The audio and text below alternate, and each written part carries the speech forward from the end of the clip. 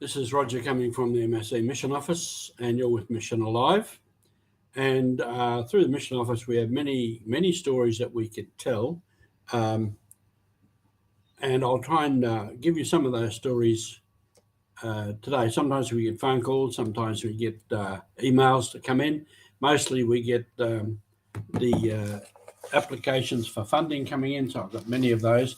And I'll just run you through a few of them to give you an idea. Before I go any further, on Saturday morning we have a special Mission Alive with Father Alan Neville, MSc, who is in South Sudan, trying to repair and restart what is a community university offering tertiary level. So watch for that on Sunday. It's a bit long. It's 12 minutes. But I'll split it in half and show it again in two sections during next week. Just this morning from Papua New Guinea, I had a little notice come in on WhatsApp, and it says, the Papua New Guinea Highland Diocesan Caritas coordinators held a meaningful consultation in Mount Hagen on the way forward against sorcery accusation-related violence. This is an ongoing problem, particularly in the Highland regions, and particularly in Mount Hagen, Enga, and Southern Highlands. So this is a body the Diocesan Caritas coordinators met. Some years ago, while I was still in Papua New Guinea, they hosted a meeting for that in Mendi in Southern Highlands. And I happened at the time to have our community animation service extended national team in at Hagen. So I took them all up there. There was about 6 of us. We attended that.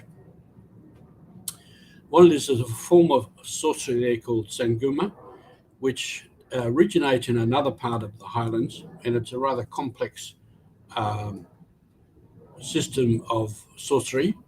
And the worst part of it is, in its modern form, is innocent people are accused of sorcery, of Sanguma, and they are often killed, and killed rather violently.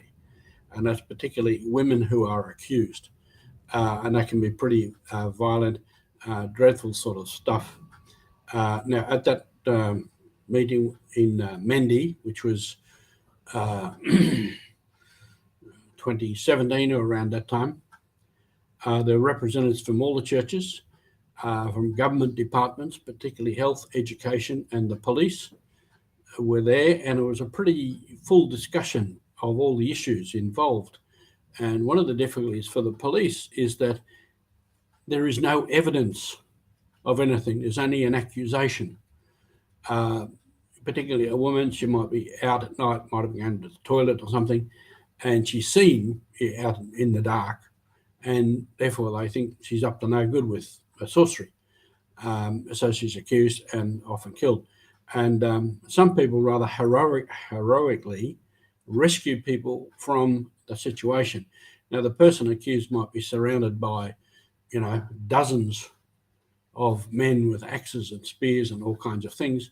And there was one particular young woman who she just went into the middle of it and rescued a woman from that situation, took her straight to the police station for safety, I think. So this is an ongoing issue, and the Catholic Church, the diocese, are seeking to address it. So we can think of that.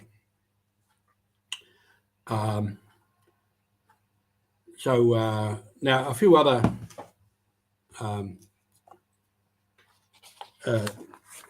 applications that have come in.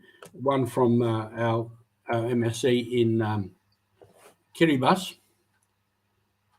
Sorry, not Kiribati, in Fiji for the Pacific, for seminary fees for 8 seminarians. And this is paying off in a sense, because I've had this year 1 ordination to the priesthood, and a second one is waiting next month in Chuck, the island of Chuck in Micronesia. So that pays off in terms of educating young men towards the priesthood. And that's one that we support on a regular basis. We have a number of water projects in India, particularly in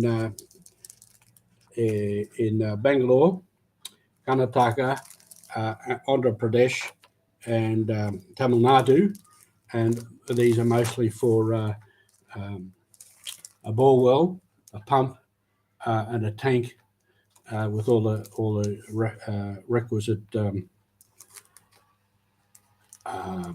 pipes and wiring and things. Another one from India, also for formation of priests, and Father Darwin, the Superior, writes, training to be an MSc priest is a long process with over 1 decade involving spiritual, intellectual, pastoral, and personal formation. Program takes up to 10 to 12 years, depending on the candidate's qualifications. So they require of the candidates that they have a certain level of education. This reminds us, in places like Australia years ago, we used to have minor seminaries, which would take young men through to grade 12, and then they would begin the process of formation. The whole formation is divided as pre-novitiate formation, which would be that higher level education, secondary level education, graduation in philosophy, novitiate and post-novitiate pastoral year, and graduation in theology. So it seeks to be balanced to get the proper academic qualification, but also a pastoral year after the novitiate. So we often fund those sorts of projects, and again, that produces, in the end, well-qualified priests. And in India, I think now, when I was there, they said they have over 70 priests ordained, and they're spread in many parts of India. And we would hope next year at our general chapter in Rome that what we call now the Indian Union will become a province, will become a full province. So that'll be a big step forward for the MSc world in that way. So I'm just looking here. There's some more water projects in India in different places. So we do a lot of them. And as I said before, when I was there and inspected some of the projects, the people are really, really, really, really very grateful for the assistance of getting fresh water. So we have fresh water. It's more easily accessible, and we have better health because they're drinking good, clean water. In many places I tasted the water. It was really, really nice, pure water. And they kept saying to me, thank the people of Australia for the funding this water. So I hand on that thanks to everybody and ask you to continue to support us in these works because it does make a big difference to people. Same with the formation of seminarians. It gives them a proper education to be a priest, and it puts more men out into the field to take care of the people in all their different needs. Now there's one here from Papua New Guinea. Again, it's for water. There's a bit of a story to it, which I might read. It's in New Britain, in a place called Mai, Holy Family Parish. It's on the north coast of New Britain, in the West New Britain province. The parish was established in 1969 by the Missionaries of Sacred Heart, and a pioneer priest from Germany, Father Berger, was the first priest in charge, and it has been looked after by MSc till today. It is like everything that gets old, so needs to be replaced for better and for good use. So again, we find many of our mission places, houses, tanks, many things fall down, deteriorate, and need replacing or repair. So the priest house, the tank of the priest house is so old that it cannot hold much water because of the leaking around the middle fitting joint. Broken gutters, so we don't get enough water in there to fill it up.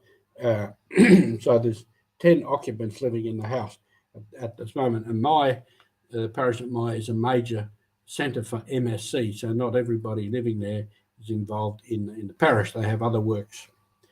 And they depend on rainfall for drinking, and this is worse when we have a dry spell, because the rain runs out and the tank doesn't hold very much anyway.